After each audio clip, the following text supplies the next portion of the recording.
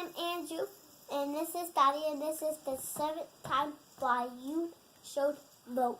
Right. I'm Andrew's dad. I'm Tony, and I'm a councilman in Bridgeport, Pennsylvania. And Andrew, how old are you? 4.5. 4.5. No, you have to say 4.5.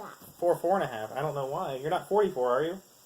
No, I'm almost 44, but that's a few years from now. And today's reason for why you should vote is that a lot of people can't vote. Did you know that, Andrew?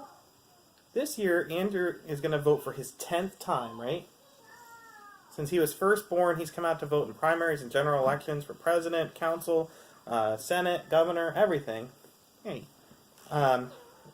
But there's a lot of people in this country who can't vote for one reason or another. In Florida, if you're a felon, you've been convicted of a felon, you lose your right to vote forever.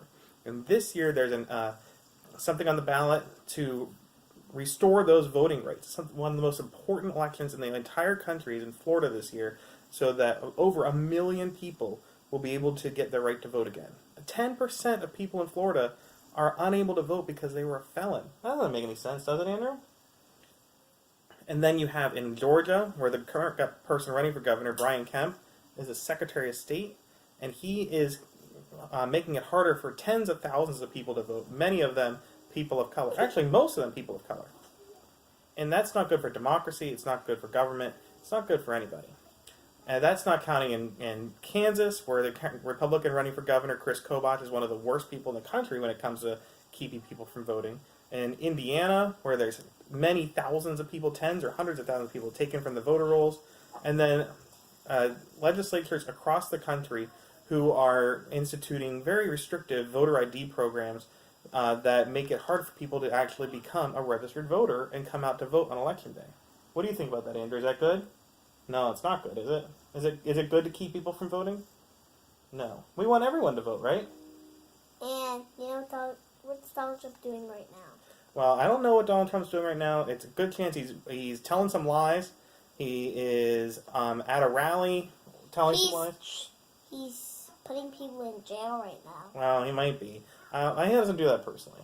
But he's probably doing some things that we don't agree with. And if you don't agree with what Donald Trump's doing, or even if you do agree, you should be able to vote about it. That's what the country is based on, is that everyone should have the right to vote. And you have the ability to make sure that more people have the right to vote. For example, in North Dakota, many thousands of Native Americans might be unable to vote because the legislature made it harder for them to vote because of restrictions on what counts as a residence. Does that make sense? No. That's ridiculous, right? That is super duper ridiculous. That's super duper ridiculous. So come out and vote this year as if democracy depends on it.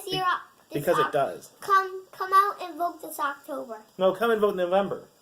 Great. November. November 6th is Election Day. You're going to be there, right? And with your help, not only will more people come out to vote this year in November, but next November and the November after that, more people will vote because you voted for candidates who wanted to make it easier for people to vote. You voted for referendums in Florida and other places that restore voting rights. And you make sure that America is open to all people who want to participate in the voting process. Right, Andrew? So come out to vote this November. Anything else you want to say, Andrew? We're done. Thanks for watching. Thanks for watching, and make sure to vote. Vote. And go to vote.org to find out how.